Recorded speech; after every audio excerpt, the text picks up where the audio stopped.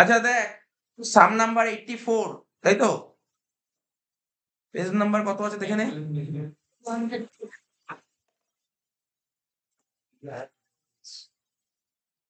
Page number 137, page number 137, ঠিক আছে তো? সাম নাম্বার 84 কি বলেছে কোশ্চেনটা?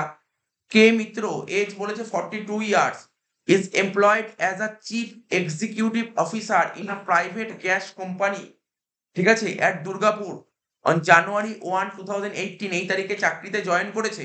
এটা কিন্তু নন গভর্নমেন্ট কোম্পানি, ঠিক আছে, মানে প্রাইভেট কোম্পানি চাকরি করছে, ঠিক আছে তো? ওর স্যালারি যখন চাকরি ঢুকে স্যালারি ছিল 45,000 টাকা, 1,500 টাকা করে স্যালারি বাড়ছে, বাড়তে বাড়তে ওর স্যালারি কত দাঁড়ালো? 51,000 টাকা, তারপর 2,500 টাকা করে বাড়বে, 76,000 টাকা হবে, ঠিক আছে তো? হিজ ফার্স্ট ইনক্রিমেন্ট কবে হয়েছে?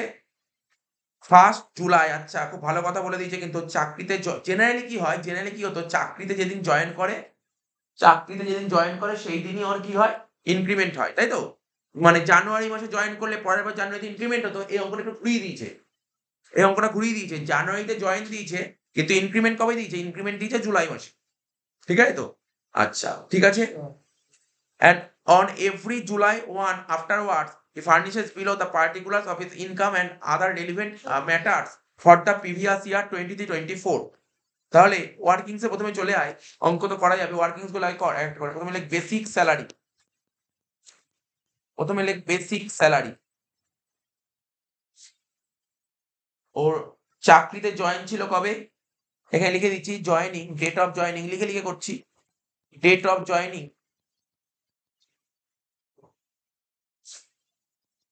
ডেট অফ জয়েনিং কত ছিল? 1/1/18। আর ইনক্রিমেন্ট কবে থেকে হবে? 1/1/19 থেকে। তাহলে 1/1/19-এ, মানে 1/1/19, সরি 1/7/19, 1/7/19 ওর স্যালারি কত হবে? জুলাই। হ্যাঁ, 1/7/19 ওর স্যালারি হবে 45,000,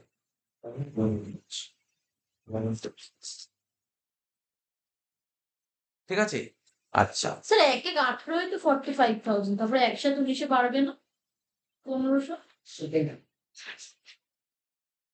কত ছিল? দাঁড়া এক মিনিট দেখতে দে। 1/1/18-তে স্যালারি ছিল 45, আর ওর ইনক্রিমেন্ট কবে হচ্ছে? 1/7/19-এ। আচ্ছা, হ্যাঁ, এখানে 1,500 টাকা বাড়বে তো, এটা হ্যাঁ 1,500 লিখেছি, 1,500 টাকা বাড়বে, 46,500। 1/7/20, 1/7/20 আরো 1,500 টাকা বেড়ে কত হবে? 48,000। 1/7/21-এ কত হবে? 49,500। 1/7/22-এ, 1/7/22-এ কত হবে? 1,500 টাকা বাড়লে কত হচ্ছে? 51,000। কত অবধি বলেছিল বাড়বে? 51 অবধি, তাই তো? 51 অবধি বাড়বে। আর 1/7/23-এ কত হবে? 2500 অ্যাড হলে হবে 53,500। এই তো ছিল, একটু সাজিয়ে নিলাম। এইবার আমাদের পিরিয়ডটা কত ছিল? আমাদের পিরিয়ড ছিল 1/4/23 থেকে 31/3/24। 1/4/23 থেকে 31/3/24, ঠিক আছে? এইবার এখানে 1/7/22 আছে, তার মধ্যে এখানে 23-24-এর ক মাস পড়ে আছে, এটা একটু দেখতে হবে। এই তো এই চারটা তো বুঝেছিস। এবার আমাদের প্রিভিয়াস ইয়ার কত? 1/4/22 থেকে 31/3/24, সরি 1/4/23 থেকে 31/3/24। তো দেখ, ও 1/7/19-এ যেটা হচ্ছে এই টাকাটা কতদিন পাবে? 1/7/19 থেকে 1/7/20 অবধি। এটা পাবে কত? লিখে লিখে আছে, পরীক্ষায় লিখে দেখাতে হবে না, বোঝানোর জন্য দেখাচ্ছি। 1/7/20 থেকে 1/7/21 অবধি পাবে। এটা পাবে 1/7/21 থেকে 1/7/22 অবধি পাবে। আর এটা পাবে কত? 1/7/22 থেকে 1/7/23 অবধি, ঠিক আছে? তাহলে 1/7/23 আমাদের প্রিভিয়াস ইয়ার কবে থেকে আরম্ভ? 4 থেকে। তাহলে 4, 5, 6, তার মানে এখানে ক মাস হচ্ছে? 3 মাস হচ্ছে না? আর এখানে ক মাস হচ্ছে? 9 মাস হচ্ছে। ওটাই আর কি বললাম। পরীক্ষার হলে এত কিছু দেখাতে হবে না। এই জায়গাটা কিন্তু পরীক্ষায় দেখা, এই যে এইটুকু, এই যে এটা কিন্তু পরীক্ষা হলে কিছু দেখাতে হয় না। এই যে এইটুকু দেখাতে হবে না পরীক্ষাতে, তো বোঝানোর জন্য করলো, ঠিক আছে তো? বোঝানোর জন্য করলো। আর এটাও পরীক্ষার হলে করতে হয় না। তুই যদি মুখে মুখে করতে পারিস তাহলে মুখে মুখে করবি 51 into 3 আর 53,500 into 9। এবার মুখে মুখে করতে গিয়ে অনেকের ভুল হতে পারে, তার জন্য করতে বললাম। তুই এখানে না করলেও, খাতায় না করলেও কোশ্চেন পেপারে রাফ করে নিবি, ঠিক আছে তো? যাতে ভুল না হয়। কেননা দেখ বেসিক স্যালারি ভুল হওয়া মানে অঙ্ক পুরো কেটে জিরো দেবে, বেসিক স্যালারি বললে পুরো জিরো। সুতরাং মাথায় রাখবি বেসিক স্যালারি জন্য কোনো ভুল না হয়। তাহলে এখানে লিখবো কত বল, কত বললাম বল, 51,000 ইন্টু 3 প্লাস 53,500 ইন্টু 9 করে দেখ তো কত বেরোচ্ছে। 51,000 ইন্টু 3 আর হচ্ছে 53,500 ইন্টু 9।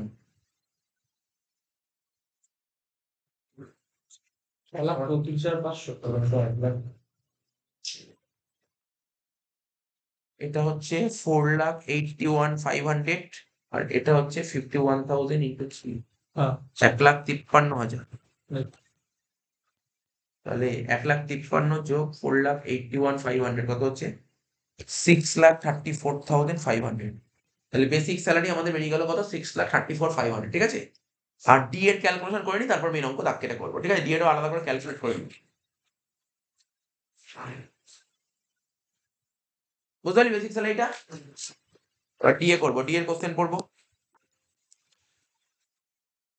আগের দিন যে ডি এর একটা করালাম, মানে খুব টাফ যদি পরীক্ষায় দেয় ডি এর, আগের দিন যে ডি এর পয়েন্টটা করালাম আর আজকে যে ডি এর পয়েন্ট করাবো, ব্যাসের বাইরে আর কোনো ডি এতে টাফ দিতেই পারে, এই দুটোর পরে পয়েন্টের বাইরে আর কোনো টাফ হতে পারে। এই দুটো পয়েন্ট ডি এ বলেছে 100% অফ ফার্স্ট 50,000, ঠিক আছে, অফ বেসিক স্যালারি প্লাস বলেছে 50% অফ ব্যালেন্স। এটা তো আগের দিনই করালাম এইটুকু, কিন্তু আগের দিন যেটা করাইনি পরের লাইনটা বলেছে subject to maximum 51,000 per month. তোমার ডিএ ক্যালকুলেট করে যাই বেরোক না কেন ম্যাক্সিমাম 50,000 হবে, তার বেশিও না হবে। ঠিক আছে, এখানে ম্যাক্সিমাম বলেছে। এবার তাহলে আগে সাজিয়ে নিই ডিএটা।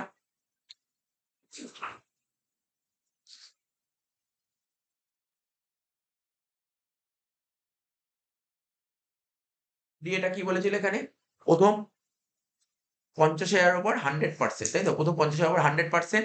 তাহলে এখানে কত ছিল 51,000 টাকা। তাহলে এখানে ডিএটা ওয়ার্কিংসটা করতে হবে।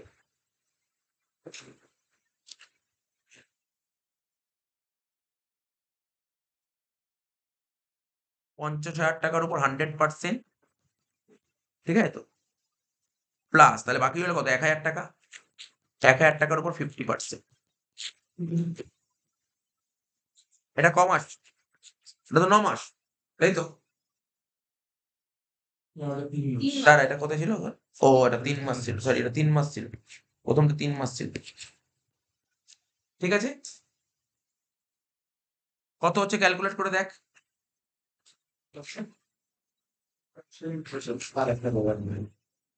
কত হচ্ছে না 50,000 100%, 50,000 টাকা আর 1,000 50% 500।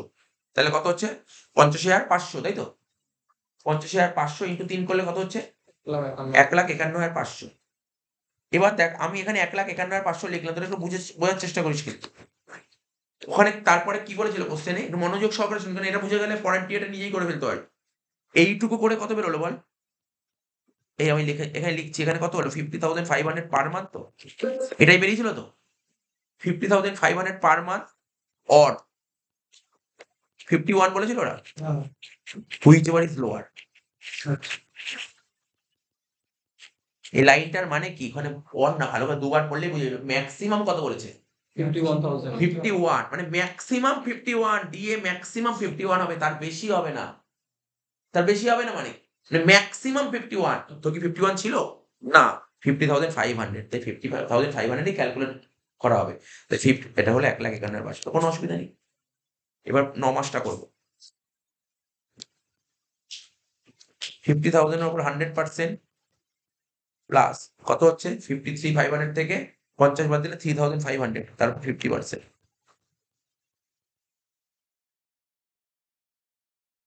একটু ক্যালকুলেট করে দেখছো কত বেরোচ্ছে এটা।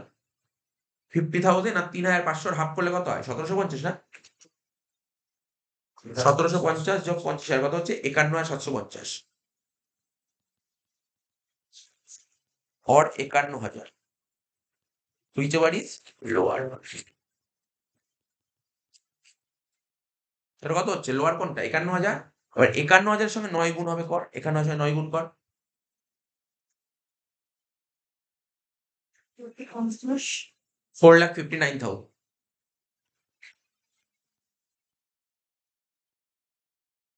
কোন কিছু নেই, দুটোই পয়েন্ট। স্যার 4টা বেরোচ্ছে। ভুল করেছিস। এই এখানে বলুন 5 50,000 টাকার উপর 100% হ্যাঁ প্লাস 3,500 এর উপর 50%। হ্যাঁ। ক্যালকুলেটর ভুল করেছিস। 450 প্লাস 5,000 ইন্টু 9 যদি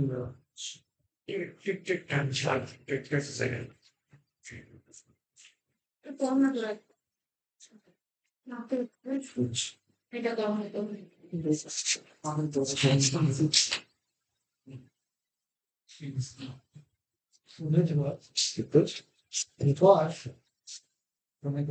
হয়ে যায়? বেরিয়ে যায়? ওটাই বেরোচ্ছে না, ভুল কি করে বলছি? 50 এর উপর 100% 50,000 হয়। 3,500 100% করলে কত হয়? 1,750। তাহলে 50,000 আর 1,750 করলে কত হয়? হ্যাঁ, 1,750। 4,51,750 হ্যাঁ, তাই তো বলে 51,750। হ্যাঁ 50,000 এর 100% 50,000 মুখোমুখি হচ্ছে তো। 3,500 হাফ করলে 1,750 হয়। তাহলে 50,000 এর সঙ্গে 1,750 যোগ করলে কত হয়? 51,750। ইন্টু 9 করবো তো। ইন্টু 9 করবো কেন এখানে? এখানে বলছে ম্যাক্সিমাম 51,000 টাকা হবে। তাহলে তাহলে এখানে 51,000 ইন্টু 9 হবে। আচ্ছা আচ্ছা আচ্ছা বুঝেছি ওখানে ওরা বলেছে ম্যাক্সিমাম 51 র বেশি হবে না। তাই 51 আমি লিখলাম তো 51,750 আর 51 which one is lower। নদের একটু নয় এই জন্য অঙ্কটা চুজ করেছি। হয়ে যাবে পুরো। এই ফাইল এই সাইজে বাট শান নয় সব হচ্ছে স্যার ঠিক আছে? এটুকু নিয়েছে না? করবি না? কাজ সিদ্ধান্ত মানে বিকরণ তো আচ্ছা হলো তো, টোটাল করে বলতো কত হচ্ছে? টোটাল করে বলতো কত হচ্ছে?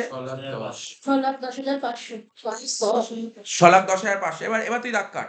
উপরেরটাও তো লোয়ার ওই সময় ছিল হ্যাঁ তাই তো করেছি, দেখ লিখেছি, দুটোই লোয়ার লিখেছি। এটাও লোয়ার লিখেছি, এটাও লোয়ার লিখেছি। এটা ম্যাক্সিমাম লিখেছে বলে লোয়ার লিখলাম। যদি কোশ্চেন পরীক্ষায় ম্যাক্সিমাম না লিখে মিনিমাম বলে দেয় তখন তখন হায়ার হয়ে যাবে। মিনিমাম তোর কিছু আটকে গেছে? টোটালটা তো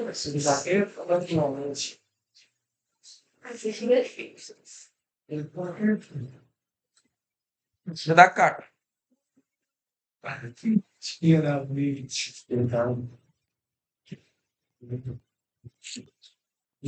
গ্রুপে দুটো ঘর করে দিলাম, দুটো ঘর। ওকে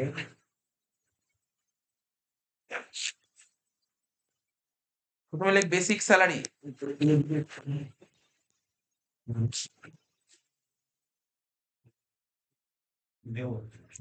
6,34,500। লেখ 6,34,500। তারপর লেখ ডিএ কত বের করলি বল? 6,10,500। স্যালারি যেটা আমি বলছি, খুব বেশি অঙ্ক করে খুব একটা লাভ হবে না। মানে আমি যে কটা অঙ্ক প্রথম ক্লাসে হোমওয়ার্ক দিয়েছি ওই অঙ্কগুলোই কর, বা আমার যেগুলো লেকচার নাম্বার লেখা আছে নিয়মটা জান। ওই তুই 70-80টা অঙ্ক করে কোনো লাভ হবে না। তুই 10টার মতন অঙ্ক কর, ভালো করে কর, ওর মধ্যেই পরীক্ষায় অঙ্ক আসবে। কিন্তু ব্যাপারটা নিয়মটা জানতে হবে। কি বললাম বুঝতে পারলি তো? অনেক অঙ্ক করে লাভ নেই। যেমন কিছুক্ষণ আগে ম্যারেজ অ্যালাউন্স ফুললি ট্যাক্সেবল, তোকে তো এইগুলো জানতে হবে কোনটা ফুললি ট্যাক্সেবল। তুই বেশি অঙ্ক করে কোনো লাভ হবে না। তোকে আগে নিয়ম জানতে হবে, কোনটার কি নিয়মটা, রুল জানতে হবে। রুলটা জানতে হবে, রুলগুলো পড়তে হবে মাঝে সাঝে, রিভাইজ করতে হবে। আর এরপর যখন হাউস প্রপার্টি আরম্ভ করবো তখন স্যালারি সব রুল ভুলে গেছিস, ওটা করলে হবে না। তোকে মনে রাখতে হবে স্যালারি নিয়ম মনে রাখতে হবে। যে কটা অঙ্ক হোমওয়ার্ক দিয়েছে ওইগুলো করলেই হবে। এই অঙ্ক তো পরীক্ষায় দেবে না। এই অঙ্কটা ম্যাক্সিমাম সাম, এত বড় অঙ্ক কোনদিন পরীক্ষা দিতে পারে না। ঠিক আছে তো?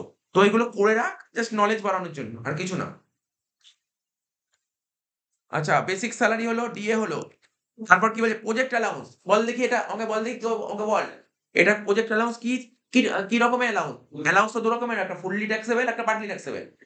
প্রজেক্ট অ্যালাউন্স কি ট্যাক্সেবল? Fully taxable. নোটে পরিষ্কারভাবে লেখানো ছিল কোনগুলো ফুললি ট্যাক্সেবল। ওই যে কটা নোট লেখা ছিল ওর বাইরে কোনো পড়তে হবে না, ও কটা পড়লেই তো কাজ হয়ে যাবে। এবার এমন কোনো কথা নেই আমি যে কটা লিখেছি 6টা পয়েন্ট ওই 6টাই ফুললি ট্যাক্সেবল হয়। ফুললি ট্যাক্সেবল আরো পয়েন্ট হয়। আমি 6টা কেন লিখেছি? কারণ দেখা গেছে যে এই 6টাই বেশি আসে, তাই 6টা লিখেছি। ঠিক আছে তো? ওই 6টা ভালো করে পড়ে রাখ, ওর মধ্যেই তুই পাবি। ঠিক আছে তো? প্রজেক্ট অ্যালাউন্স কি বললাম? Fully taxable.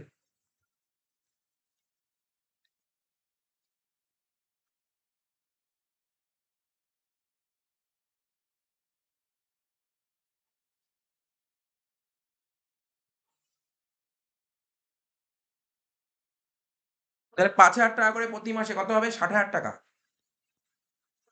60,000। এবার কি বলে বোনাস, এই অঙ্কটাও কিন্তু একটু সমস্যা হবে আগের দিনের মতন। কেন দেখ, আগের দিন একটা আরএফএ ছিল না, আরএফএ যেই অঙ্কে ইনক্রিমেন্ট থাকবে সেই অঙ্কে আরএফএ টাফ হবে। আমি আগের দিনও বলেছিলাম, কারণ এখানে আরএফএ কিন্তু একটু আবার নর্মাল তো আরএফএ হবে না, এখানে তো প্রপোর্শন করলে হবে না। এই অঙ্কটায় কি 5 মাস আর 7 মাস আলাদা করে করতে হবে। তাহলে যখনই ইনক্রিমেন্ট থাকবে না তখন আরএফএ টাফ হয়ে যায়। এই জন্য খুব ভালো ঠান্ডা মাথায় করতে হবে আরএফএ। এই অঙ্কটা তোর ইয়েরা দিলে ভালো হতো, এইচারে বাট টিচে করবো। কারণ আমার যা মনে হয় যে, মনে হয় যেটা মনে হয় আরএফএ পরীক্ষায় আসলেও তোর মনে হয় না ইনক্রিমেন্ট দেবে। মানে যেটা আমার মনে হয় প্রথম বছর তো মনে হয় না এটা দেবে। কি বললাম বুঝিস তো? কিন্তু তোদের প্র্যাকটিস করে রাখতে হবে। প্র্যাকটিস করে রাখতে হবে, দেওয়ার চান্স খুব কম। দেওয়ার চান্স খুব নরমাল স্যালারি দেবে, বলে দেবে 15,000 পার মান্থ বা 20 বা 30,000 পার মান্থ এরকম বলবে ওরা, ঠিক আছে তো?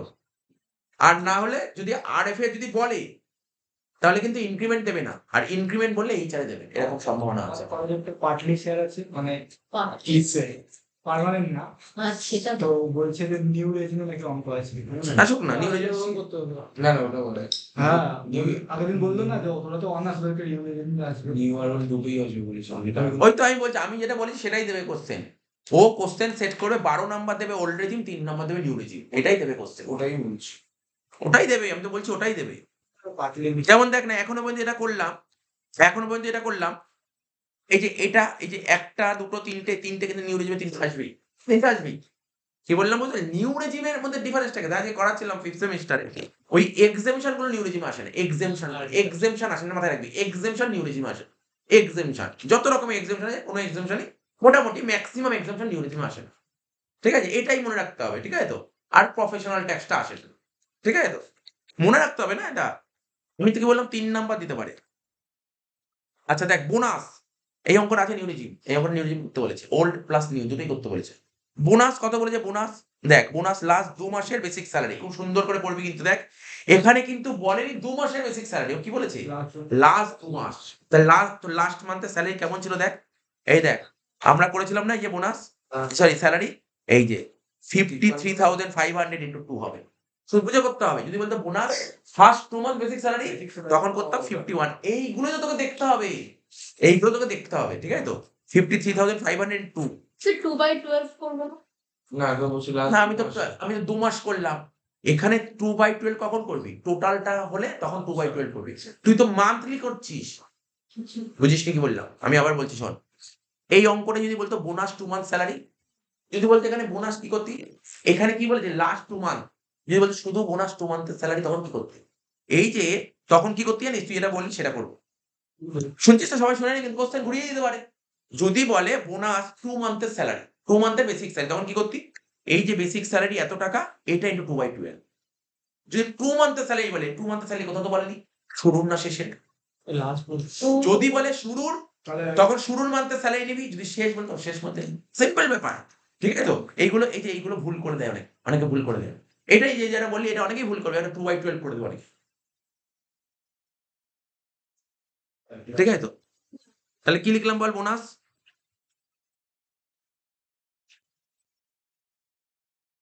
53,500 ছিল না রে, ইনটু 2 কত বললি? 1,87,000। সেটা প্রিভিয়াস ইয়ার 1000 কি লিখেছিল? স্যার আউটস্ট্যান্ডিং অ্যামাউন্ট ছিল। মানে কোন অঙ্কটা, কোন অঙ্কটা? এইটার সঙ্গে বলেছে প্রিভিয়াস ইয়ার বলেছে বলে। আমরা তো প্রিভিয়াস ইয়ার অঙ্কই করছি, আমরা 23-24 অঙ্কই করছি তো। তো এইটা দেখে ঘাবড়ে গেছি, এটা বেকার দিয়েছি, এর কোনো মানে নেই। এটা তো আমরা তো প্রিভিয়াস ইয়ারের অঙ্কই করি।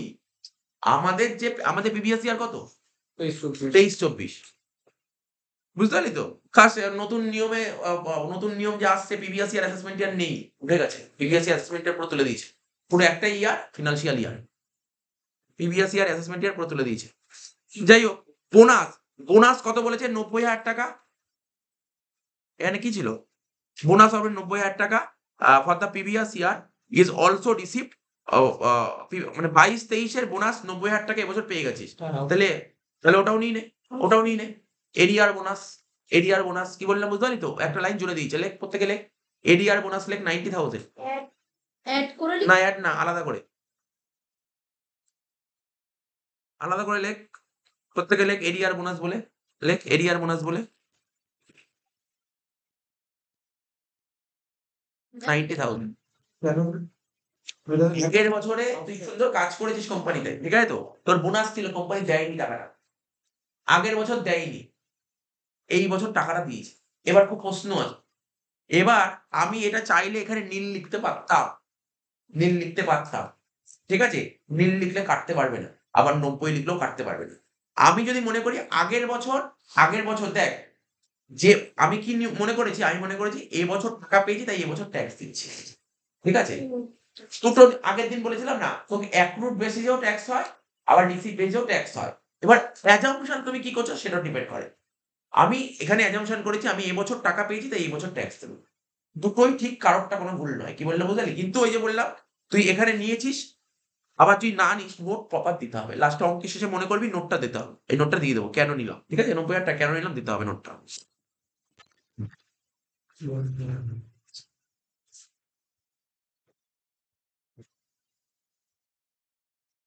হয়ে গেল? ডি হয়ে গেল। এবার ই কি বলেছে? কমিশন বলেছে কত? 0.2%। ঠিক আছে? 0.2% অফ টার্নওভার 5 crore। ঠিক আছে? এবার দেখ কি বলেছে?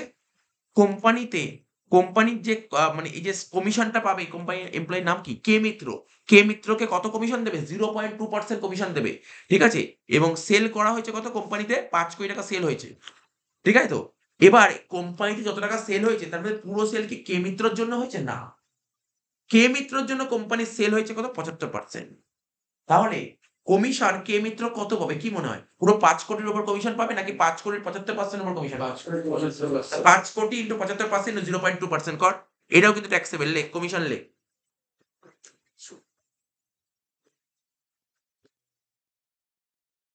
কমিশন 5 CR ইন্টু ৭৫% ইন্টু 0.2% না? ক্যালকুলেটর নিয়ে একটা সুন্দর করে ৫ স্যার 0.2টা আবার কেন নিলাম? ৭৫ কমিশন কত পার্সেন্ট দেবে? ৭৫,০০০ না আমি করিনি।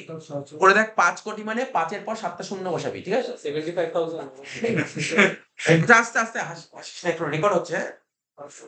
সরি কত দিবেন ৭৫,০০০ স্যার 0.2% কর। ও ৭৫,০০০ আরেক করিস হ্যাঁ ভাই। ৭৫ই তো আরে ভাই ১০০ করে হয়ে গেল। হ্যাঁ ৭৫,০০০ কি তো বলেছি। কাম তো মুখে বল কেন বল আচ্ছা দেখ শোন, শুনুন তো তাহলে কমিশনটা কত হলো বল? মহাতে আছে ৭৫,০০০। তাহলে লিখে দে কমিশন ৭৫,০০০ টাকা। অ্যাকোমোডেশন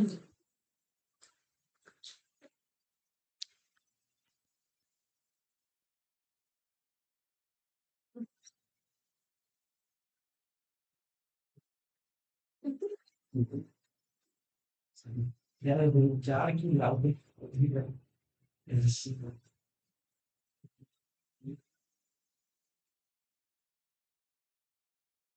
আচ্ছা তারপর কি বলেছিল? কমিশন হয়ে গেল। হ্যাঁ বলছে এবার অ্যাকোমোডেশন মানে এই তো আরএফএ বলেছে, আরএফএ টা পরে করছি। তার আরএফএ এর আগে কিছু ছিল, কিছু পয়েন্ট ছিল, প্রভিডেন্ট ফান্ড ছিল। এটা পরে করছি। এফ পরে করব, জি পরে করব। ঠিক আছে তো? তারপর এইচ পরে করব, আয়েরটাও পুরো পরে করব। কোভিড এর একটা পয়েন্ট দিয়েছিল এখানে না, এই কোভিড-19 দেখ। কোভিড-19। পড়ে আছে আচ্ছা দেখ, না তারপর আস্তে জে এর পয়েন্টটা পরে করছি। প্রভিডেন্ট ফান্ডটা কোথায় ছিল কোচ? লাস্টে না? এই যে এই যে আই, যে own contribution to recognise provident fund ৫,৩০০ টাকা। ও নিজে কন্ট্রিবিউট করেছে ৫,৩০০ টাকা। ঠিক আছে? Rent for the accommodation. এই দেখ এই লাইনটা না একটু ভালো করে পড়বি। এই যে আই না রে, ওটা কে পয়েন্টে ছিল, একটু মন দিয়ে শুনবি। আমি আন্ডারলাইন করছি, আগের দিন যেটা তোরা খুঁজে পাসনি। ঠিক আছে? এখানে বলছে আমি পড়ছি, the following deduction are made by the employer for his salary. মানে যে কে মিত্র চাকরি করছে, ওর মাইনা থেকে প্রতি মাসে মালিক কিছু টাকা কাটছে। কিসের টাকা কাটছে? প্রভিডেন্ট ফান্ডের টাকা কাটছে, আরপিএফ এর টাকা কাটছে ৫,৩০০ টাকা করে। রেন্ট মানে কোনটা কি মানে এটা হচ্ছে কনসেশনাল রেট হবে আরএফএ। আচ্ছা আগের দিন করেছিলাম, যেটা করাতে গিয়ে লাস্টে গিয়ে মাইনাস করলি, মনে পড়ে তো? এটা মাথায় রেখে গোল করে দিলাম যাতে ভুলে না যাস। ৪,০০০ টাকাটা। ইনকাম ট্যাক্স কোনো স্যালারিতে আসবে না। ইনকাম ট্যাক্স কাটছে মানে টিডিএস কাটছে, এটা স্যালারিতে আসবে না। Interest at that 10% per Anam is credited two RPF. তার মানে কি এটা তো নীল হবে, বোঝা গেল? ঠিক আছে তো? তোর কলেজে যেটা বললি একটা কোশ্চেন দিয়েছে, এই কোশ্চেনটা মানে এই এরকম ভাবেই করতে হবে। প্রভিডেন্ট ফান্ডে যেটা দিয়েছে সেটা এটাই বলেছে। আচ্ছা দেখ এখানে কি বলেছে বল, আমাদের প্রভিডেন্ট ফান্ডে কত টাকা ফেলা হয়েছে, মালিক কত টাকা ফেলেছে প্রভিডেন্ট ফান্ডে, দেখ বলতে হবে। ওন কন্ট্রিবিউশন করেছে 5,300, ঠিক আছে, আর মালিক কত কন্ট্রিবিউট করেছে দেখ, খোঁজ দেখি। বলেছে না?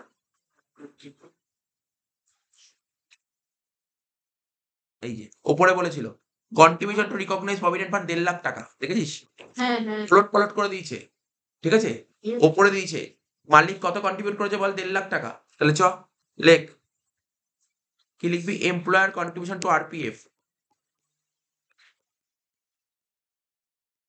লেখ এমপ্লয়ার কন্ট্রিবিউশন টু আরপিএফ কত টাকা, 1.5 লাখ টাকা, ইনারে লেখ 1.5 লাখ টাকা কন্ট্রিবিউট করা হয়েছে। এর থেকে মাইনাস করবো কি 12% অফ স্যালারি, কি লিখবো 12% অফ স্যালারি। এখানে স্যালারি বলতে কোনটা, বেসিক ডিএ, তাই তো, বেসিক ডিএ আর কমিশন। তাহলে ওয়ার্কিং সে করে নি, এখানে হবে না, এখানে লেখ স্যালারি বলতে কি বোঝায়, বেসিক ডিএ আর কমিশন। তাই তো, বেসিক স্যালারি কত ছিল, 6,34,500, তাই তো। ডিএ কত ছিল, 6,10,500, আর কমিশন ছিল কত, 75,000। তিনটে যোগ করে বল কত হচ্ছে। এরিয়ার কমিশন কত? না, নর্মাল কমিশনটা নেই। বেশি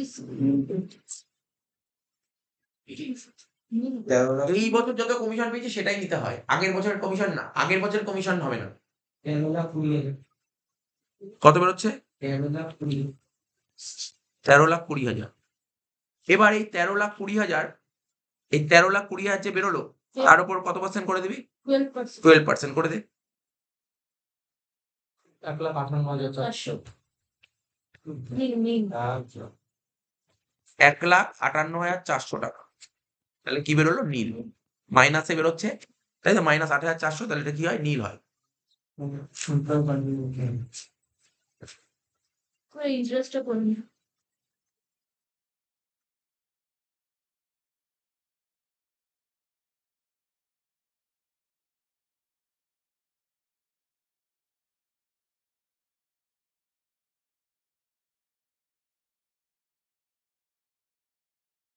ইন্টারেস্ট করুন ব্যবসা করছি।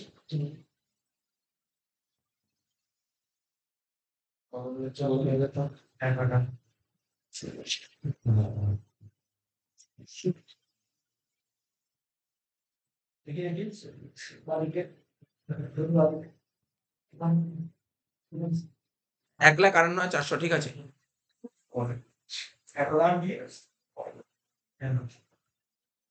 কি হয়েছে, কোনটা পয়েন্ট বুঝাইছো, কোন পয়েন্ট বুঝিয়েছি? আচ্ছা হয়ে গেল তো, এবার লেখ ইন্টারেস্ট ক্রেডিটেড টু আরপিএফ, লেখ ইন্টারেস্ট ক্রেডিটেড টু আরপিএফ, লেখ ইন্টারেস্ট 1.5 লাখ টাকা হয়েছে। 1.5 লাখ টাকা তুই প্রভিডেন্ট ফান্ডে মালিক দিয়েছে, আর তুই এক্সামশন পেলি এত টাকা, ঠিক আছে। এবার এটা থেকে এটা বাদ দিয়ে নীল হলো, কারণ কেন নীল হলো, মাইনাসে হলো নীল। এবার লেখ ইন্টারেস্ট ক্রেডিটেড টু আরপিএফ, কি লিখতে হবে, ইন এক্সেস অফ, এই পয়েন্ট একটু দেখিস কিন্তু প্রত্যেকে, এই পয়েন্টটা, কারণ আগে যতগুলো অঙ্ক করেছি এরকম ভাবে পাসনি, অন্যরকম ভাবে লেখা থাকতো, ঠিক আছে তো। এই আইটেমটা পেয়েছিস বাট এরকম ভাবে লেখা ছিল না, interest credited two RPF in access of 9.5% পার অ্যানাম। আমি বলি যে আগের অঙ্কগুলো কেমন লেখা থাকতো, আগের অঙ্কে কি লেখা থাকতো জানিস তো, ওরা ইন্টারেস্টের অ্যামাউন্টটা বলে দিত, এখানে ইন্টারেস্ট বলেনি, ভালো করে দেখ, এখানে ইন্টারেস্ট বলেনি, কি বলে জানিস তো, মানে মালিক তো একটা প্রভিডেন্ট ফান্ডে টাকা রাখছে, ধর প্রথম বছর থেকে প্রতি বছর টাকা রাখছে, রাখতে রাখতে রাখতে, বুঝতে পারলি তো, তোর অ্যাকাউন্টে আজকে জমা পড়েছে কত, গল্প বুঝেছিস, আমরা যেমন ব্যাংকে টাকা রাখি, প্রতি মাসে টাকা রাখতে রাখতে রাখতে একটা টাকা জমা পড়ে, তো বলছে ধর টাকা জমা পড়েছে কত, বল টাকাটা জমা পড়েছে কত, 22,50,000 না, কত জমা পড়েছে? 22,50,000 টাকা জমা পড়েছে। আর এতদিন কি বলতো, এতদিন বলতো তুই যে প্রভিডেন্ট ফান্ডে টাকা রেখেছিস তার উপর ইন্টারেস্টটা পেয়েছি এত টাকা, ইন্টারেস্টটা বলেই, আর আজকে ইন্টারেস্টের জায়গায় টাকাটা বলেছে, ডিফারেন্স দিয়েছে, বুঝতে হবে। কি বললাম বুঝতে পারলি, লাইনটা ভালো করে পড়। না না, ইন্টারেস্টটা আলাদা, ওটা পার্সেন্টেজ দিয়েছে, আগের অঙ্কগুলো দেখ তাহলে অনেকটা ক্লিয়ার হবে। এইগুলো যখন অঙ্ক করতে হয় বুঝতে হবে। দেখ এই অঙ্কটা বাদ দিয়ে আগের অঙ্কটা দেখ, তাহলে তুই বুঝতে পারবি। আগের অঙ্কটা দেখ ইন্টারেস্ট কেমন লেখা ছিল। আমরা তো বলছি একটা একটা করে দাঁড়া, সব হবে। আমি যেটা বলছি সেটা দেখ। আগের অঙ্কটা কি ছিল? প্রভিডেন্ট ফান্ড দেখতে পাচ্ছেন, তার আগে অঙ্ক চলে যা। ক্যালকুলেশন সব করে দেবো আমি, শুধু আমি প্রভিডেন্ট ফান্ডের কনসেপ্টটা একটু বুঝিয়ে দিচ্ছি।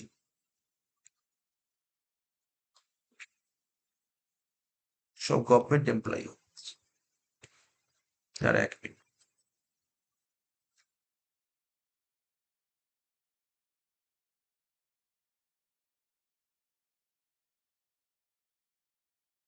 এই দেখ দেখ কত নম্বরটা দেখ, তুই যদি এই অঙ্কটাও দেখি 77 নম্বর অঙ্কটা দেখতে পারিস, 77 অঙ্ক দেখতে পারিস, 77 অঙ্কের জি নম্বর পয়েন্টটা দেখতে পারিস। কি দিয়েছে এখানে? ইন্টারেস্ট বলে 24,500, দেখিস তো? ইন্টারেস্ট না, ঠিক আছে, ইন্টারেস্ট বলেছে, বা এ বলেছে এটা তো ইউআরপিএফ দিয়েছে, তার আগে অঙ্ক চলে যায়, কোনো অসুবিধা নেই, টাইম নে, দেখ বুঝতে পারবি। এবার দেখ তার আগের অঙ্কটা 76 নম্বর অঙ্কটা দেখ, ইন্টারেস্ট ছিল 13% পার অ্যানাম, ঠিক আছে, অ্যামাউন্টিং টু রুপিস 2,60,000 টাকা।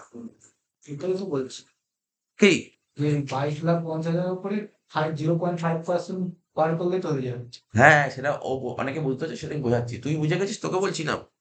কি বললাম বুঝতে পারলি? দেখ তার আগের অঙ্কটা দেখ, কে ইন্টারেস্ট কত ছিল? 13% ছিল ইন্টারেস্ট, আর ইন্টারেস্টের অ্যামাউন্টটা বলে দিয়েছিল। আর এখানে ইন্টারেস্টের অ্যামাউন্ট বলেনি, ফান্ডের অ্যামাউন্ট বলেছে, ফান্ড বলেছে। এটাই তোকে বুঝতে হবে। পরীক্ষার হলে এরকম দিতেই পারে, ইন্টারেস্ট না বলে দিয়ে ফান্ড বলতে পারে। ঠিক আছে, তো আমি এটাই বলতে চাইলাম কি বলেছে। কত নম্বর অঙ্কে চলে আসি আবার। তাহলে দেখ এখানে কি বলতে পারলি, বারবার করে ক্লিয়ার করে নিবি যে না আমার এখানে কি বলেছে, অ্যাকুমুলেটেড ব্যালেন্স। তুই যে ফান্ডে টাকা রাখছিস, ধর কত করে রাখছে, মালিক সরাচ্ছে কত করে? মালিক কত করে সরাচ্ছে? স্যার মালিক কত করে সরাচ্ছে ওইভাবে বলেনি, তা 1.5 লাখ টাকা করে দিচ্ছে প্রতি বছর। প্রতি বছর ধর মালিক 1.5 লাখ টাকা করে প্রভিডেন্ট ফান্ডে ফেলছে। তা প্রথম বছর 1.5 লাখ ফেললো, তারপরে 1.5 লাখ ফেললো, 1.5 লাখ, 1.5 লাখ, 3 লাখ, এরকম করতে করতে ফান্ডে করতে ফান্ডে টাকা ফেলছে, এরকম ফান্ডে টাকা রাখছে, আবার ইন্টারেস্ট দিচ্ছে, ইন্টারেস্ট হচ্ছে, বাড়তে আজকে 22,50,000 দিচ্ছে, বুঝতে পারলি তো? মানে কি নাম ছিল, কে মিত্রর প্রভিডেন্ট ফান্ডের ব্যালেন্স আছে এখন 22,50,000 টাকা। তাহলে এর উপর ইন্টারেস্ট কত? 10%। 10%, তাই তো? মানে জানো তো জেনারেলি 22,50,000 10% ইন্টারেস্ট পাওয়ার কথা, কিন্তু এখানে কি কোনটা আসে? 9.5 এর অতিরিক্ত আসে, তাহলে কত হয়? 0.5। তাহলে 22,50,000 এর উপর 0.5%।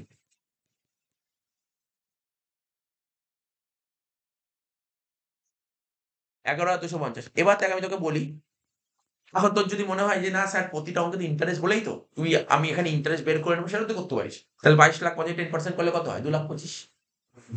তারপর তুই করবি 0.5 বাই, বুঝতে পারলি ব্যাপারটা একই রকম। ও জাস্ট ঘুরিয়ে দিই যে জেনে রাখতে হবে কিভাবে করতে হলো।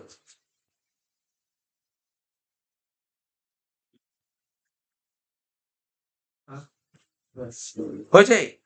ডাউট নেই তো এখানটায়? তাহলে কি কি পয়েন্ট হলে একটু রাইট মেনে নে। তোরা বইতে পেন্সিল দিয়ে রাইট মারতে পারিস। এখানে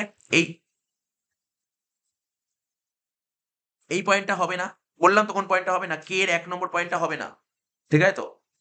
তারপর হচ্ছে এই এল নম্বর পয়েন্টটা তো করা হয়ে গেল, ঠিক আছে? আচ্ছা, আস্তে। আর এখানে কোনটা, এই যে কন্ট্রিবিউশন টু আরপিএফ, এটা হয়ে গেছে। ব্যাস, এবার তুই চলে আয় মেন অঙ্কে। এবার পারকিউজিট বলে হেডিং দিবি, পারকিউজিটস বলে হেডিং দিবি। আচ্ছা দেখ আরেকটা কথা, এখানে লেখা ছিল না contribution to approve gratuity fund, এটা আগেও লেখা ছিল, আগেও নোট লেখা ছিল, contribution to approve gratuity fund, ঠিক আছে? এটা এক্সাম ফ্রম ট্যাক্স, এর উপর ট্যাক্স হয় না, ঠিক আছে? এই যে contribution to approve gratuity fund ছিল না 52,500 টাকা, এটা এক্সাম ফ্রম ট্যাক্স। পরে নোট করবি, এগুলো মনে রাখবি, কিন্তু নোট করতে হবে, পরীক্ষায় লিখতে হবে নোট। 4 নম্বর পয়েন্ট, সরকার এর উপর কোনো ট্যাক্স নেয় না। সরকারের উপর ট্যাক্স নেয় না, সরকার নিয়ম করেছে এর উপর আমি ট্যাক্স নেবো না। এইটার উপর, এই ফান্ডে যদি কেউ টাকা ইনভেস্ট করে তারপর গভর্নমেন্ট ট্যাক্স নেয় না, ঠিক আছে? Contribution to approve gratuity fund, এই যে দেখ এখানে লেখা ছিল না, আয়ের 4 নম্বর পয়েন্টটা, contribution to approve gratuity fund exempt from tax, ঠিক আছে তো?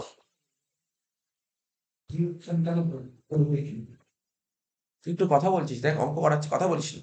ও বুঝতে না বলে আমাকে জিজ্ঞেস করবে, ঠিক আছে? তো বুঝতে পেরেছি। কথা বলিস না, তুই কথা বলিস না।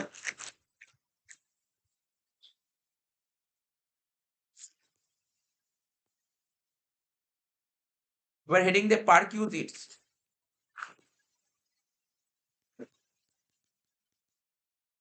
আন্ডার সেকশন 17 সাবসেকশন 2 প্রথমেই লিখবো আর এফ এ। তাহলে এর ওয়ার্কিংস করতে হবে, বড় সড়ো একটা ওয়ার্কিংস করতে হবে, ঠিক আছে তো? তাহলে চলে আয় আর এফ এ তে চলে আয়।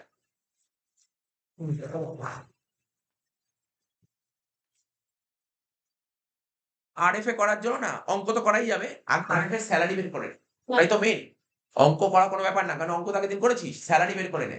আমি কি শিখিয়েছিলাম বারবার, যদি ইনক্রিমেন্ট থাকে তুই 5 মাস আর আলাদা 5 মাস আর 7 মাস আলাদা আলাদা ভাবে করবি, ঠিক আছে তো? তাহলে ওয়ার্কিং সিলেক্ট স্যালারি,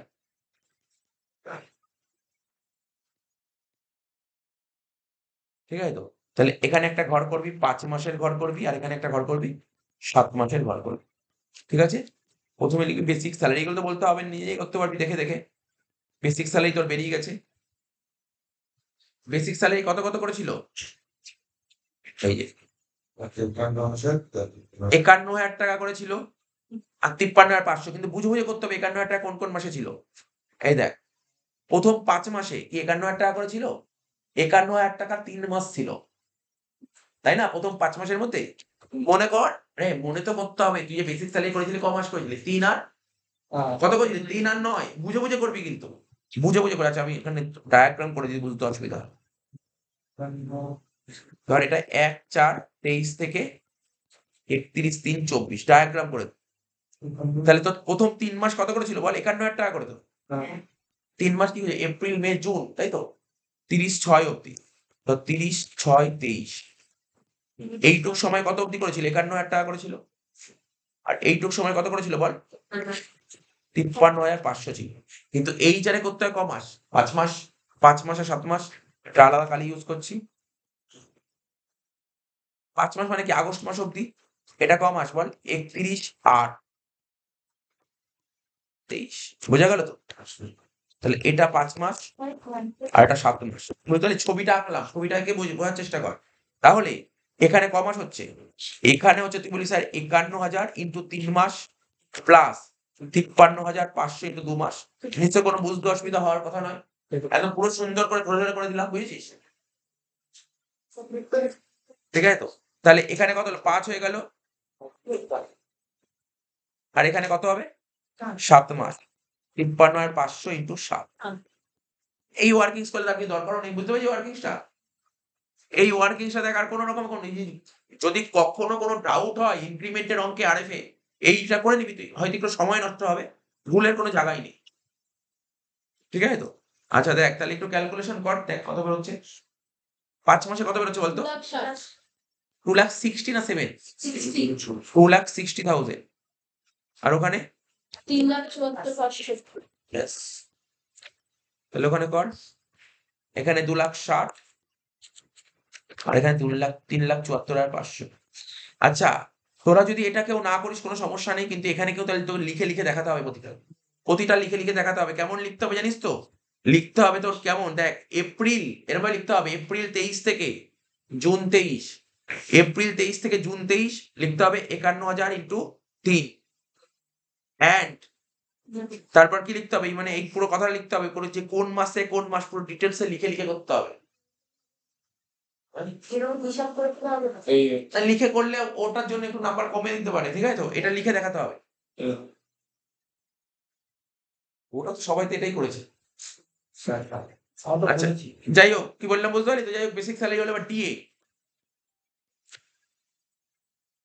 সেম ভাবে ডিএটা কর, ডিএটা করে বল কত হবে? স্যার বলছি ডিএটা ওই 1515 ডবল 0 3 মাস নেব, আর বাকি ওটা বেসিক স্যালারি এটা ওয়ার্কিংস করলাম, এবার ডিএটা। আচ্ছা এটা তো কথা বলে। ডিএ কত করেছিল এখানে? ডিএ ছিল 50,500 করে, তাই তো? ঠিক আছে, তাহলে 50,500 করে ক মাস হবে বল? 50,500 ইন্টু 3 প্লাস 51,750 ইন্টু 2 কর। 51,750 টাকা না হলে 51,000 টাকা নেওয়া হয়। লোয়ার দাঁড়া, লোয়ার হবে। ও আচ্ছা এখানে তো লোয়ার ছিল, ঠিক ঠিক। এই যে এখানে 50,500 ইন্টু 3 আর 51,000 ইন্টু 2। বলুন স্যার, হ্যাঁ হ্যাঁ, বলুন। ডিএটা বুঝিয়ে দেবো। এই দেখ ডিএটা বলছি, এখানে দেখ ডিএটা, এখানটা দেখ ডিএ কি ছিল। প্রথম 3 মাস ডিএ কত করেছিল? 50,500 করেছিল। প্রথম 3 মাস ডিএ কত করেছিল? আর পরের 9 মাস কত করেছিল? 51 নাকি এইটা ছিল না?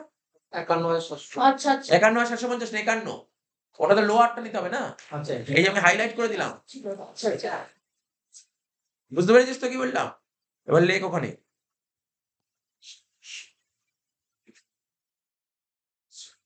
ডিএটা লেখ। ডিএটা কি লিখবো, কি বললাম বল? 50,500 ইন্টু 3,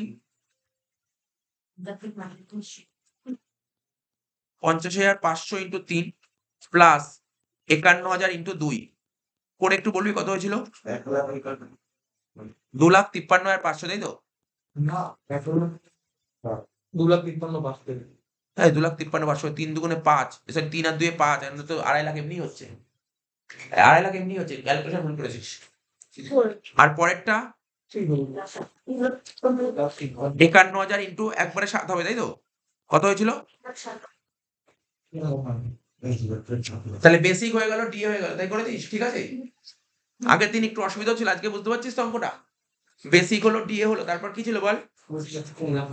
প্রজেক্ট অ্যালাউন্স ছিল। আরএফএ করতে গেলে কি বলেছিলাম, আরএফএ তে কি কি নিতে হয়? সব নিতে হয়, সব। প্রজেক্ট অ্যালাউন্স কত ছিল? 60,000, না 60,000 বলিস না তুই, 5,000 পার মান্থ। তাহলে এটা কত হবে? 25,000, আর ওটা হবে 35,000। আচ্ছা তারপর কি ছিল প্রজেক্ট অ্যালাউন্সের পর? বোনাস ছিল। বোনাস কি বলেছিলাম, বোনাস কি বলেছিলাম? একদম লাস্টে গিয়ে। হ্যাঁ বোনাস কত বের করেছিলাম আমরা? 1,07,000, পুরো 1,07,000 বসবে। এরিয়ার আসবে 1,07,000 বোনাস বসলো, এই বছরের দাম। ঠিক আছে তো? হ্যাঁ বল কমিশন লেখ, কমিশন।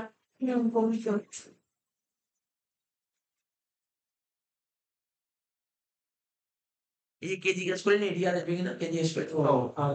যাই হোক, যেই জিজ্ঞাসা করিস এটা পার পিস হচ্ছে আরএফ এর মধ্যে স্যালারির মধ্যে কি কি আসবে, কি কি আসবে না পরিষ্কার ভাবে সুন্দর করে লেখা আছে কথাগুলো। এই জন্য পড়তে হবে, শুধু আমাকে জিজ্ঞাসা করলে তো হবে না, এগুলো বাড়িতে গিয়ে পড়তে, না না আমার পরীক্ষার তো ভুলটা হতে পারে, কিন্তু তোকে বাড়িতে পড়তে হবে তো নিয়মটা, বাড়িতে তো পড়তে হবে কোনগুলো আসবে আর কোনগুলো আসবে না। এগুলো তো নিয়ম করে সব লেখা আছে, আমি তো আর কষ্ট করে তো এমনি এমনি লিখিনি, ওগুলো পড়তে হবে তো বাড়িতে। কমিশন, আচ্ছা কমিশন কত টাকা ছিল বল? 75,000 টাকা। এবার কমিশনটা যেমন আমরা আগের দিন কি করেছিলাম, কমিশন বল? আমরা তো আগের দিন করলাম তো কমিশন, আগের দিন কমিশন ছিল না বোনাস ছিল বল? আগের দিন বোনাস ছিল, ঠিক আছে তো? কমিশনটা কি হয়, কমিশনটা তোর ইচ্ছা, কমিশনটা কত বলেছে বল এখানে? কমিশনটা 75,000 টাকা। অনেকে কি করতে পারে, প্রপোর্শন করতে পারে, অনেকে প্রপোর্শন করতে পারে। আবার অনেকে মনে করতে পারে কমিশন মানে সেলের উপর তো কমিশন হয়, সারা বছর ধরে সেল করেছি তাহলে কমিশন লাস্ট দিনে গিয়ে পেয়েছি, এটাও অনেকে অ্যাজাম্পশন করতে পারে। কোনো অ্যাজাম্পশন করতে পারে, কোনো রকমের কোনো ডাউট নেই, এই দু রকম অ্যাজাম্পশন হতে পারে। কারণ আমরা কমিশন কিসের উপর হয়? সেলের উপর। তো সেল কি শুধু 5 মাস 7 অনুযায়ী হয়? এবার কেউ ভাবতে পারে যে আমি 5 মাসের উপর কমিশন, দু রকমের অ্যাজাম্পশন হতে পারে। তাই জন্য এটা কেউ প্রপোর্শন করতে পারে, আবার কেউ মানে একদম লাস্টে গিয়েও করতে পারে। তোমার যেটা মন চাই সেটা তুমি করতে পারো, কোনো সমস্যা নেই, ঠিক আছে?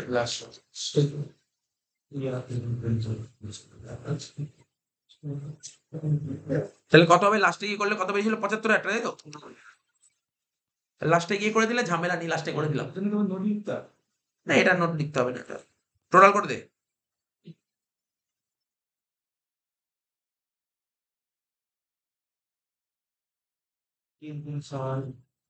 প্রথমটা টোটাল কত হয়েছিল বল? 5 লাখ। 500 আর পরেরটা 8,41,500। কত? 8 লাখ। 9,38,500 9,41,500। 48,500 স্যার। আচ্ছা 9,48,500 হয়ে যেত। আচ্ছা দেখ শোন, এটা হয়ে গেল তো। নেক্সট যেটা করবো আরএফ এ যেটা করবো ওয়ার্কিংস কর, ওয়ার্কিংস লিখে, এবার ওয়ার্কিংসটা লিখে স্যালারিটা বের করে নিলাম। দেখো রেন্ট ফ্রি অ্যাকোমোডেশন লেখ। এবার কোশ্চেনটা পড়ি, মালিকের বাড়িতে থাকছি নাকি ভাড়া বাড়িতে থাকছি। দেখ কোশ্চেনটা কি বলেছে এখানে, এখানে বলছে অ্যাকোমোডেশন অ্যান্ড বর্ধমান, ঠিক আছে, owned by the employer is provided, ঠিক আছে, এটা মালিকের নিজের বাড়িতে থাকছে। আমি কি বলেছিলাম, ফেয়ার রেন্ট বলেছে, ফেয়ার রেন্ট মানে মালিকের নিজের বাড়ি হলেই বলবে ফেয়ার রেন্ট, ঠিক আছে। মালিকের নিজের বাড়িতে থাকলে রুলটা কি বলেছিলাম, আগে ছিল 15 এখন হয়েছে 10।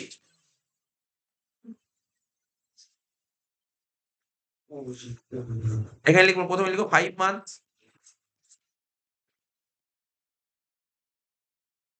ঠিক আছে তো। আচ্ছা এবার দেখ একটা কথা বলছি, এখানে কি বলছে বর্তমান, বর্তমানে জনসংখ্যা কত, এটা তো জানতে হবে। এটা তো জানিস না তুই জনসংখ্যা কত, আর তুই জানিস কি বর্তমানে জনসংখ্যা, আমি আমি এটা এটা জানা সম্ভব নয় বর্তমানে জনসংখ্যা কত, তাই না। আমাদের রুলটা কি ছিল, দেখ বইটা দেখ, বইটা দেখ, রুলটা কি ছিল, রুলটা একবার পড়ে নে, একবার পড়ে নে রুলটা। ওখানে 3টে রুল ছিল, সিটি সিটি রুল ছিল, একটা 40 লাখ জনসংখ্যা, 25 লাখ জনসংখ্যা ছিল, ওইগুলো তোকে পড়তে হবে রুলটা। 25 লাখে কত নম্বর পেজ ছিল দেখো না। খুব চাপ বিষয় আর এটা মাছ থাকে দেখি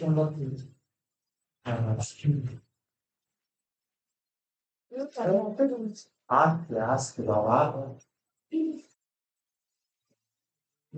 Then it was 68. হ্যাঁ 68 পেজে কি ছিল দেখ, রুলটা শুনে নে, রুলটা শুনে নে, রুলটা প্রত্যেকে শুনে নে। আগে জনসংখ্যা কি ছিল, আমি একটু ছোট করে লিখে লিখে বলছি।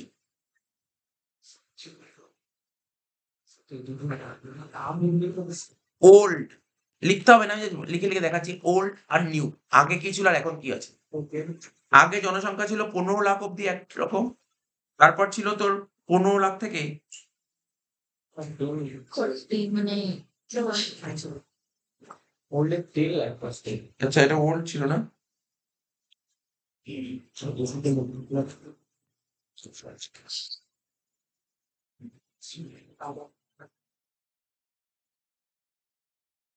নিউতে ছিল 15 লাখ, 15 লাখ থেকে 40 লাখ আর 40 লাখের বেশি।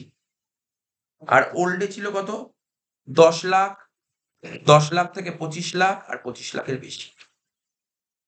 নিয়মটা জেনে রাখ, আগে কি ছিল, আগে যদি 10 লাখ টাকা সরি 10 লাখ যদি জনসংখ্যা থাকতো হ্যাঁ সেক্ষেত্রে হতো 7.5%। আর এখন সেই 10 লাখটা জনসংখ্যা বাড়িয়ে করে দিয়েছে কত, 15 লাখ, সেক্ষেত্রে কত হয়েছে 5%। আগে যেখানে জনসংখ্যা 10 থেকে 25 লাখ ছিল তখন কত ছিল বল, 10%। এখন থেকে এখন সেটা হয়েছে 7.5%।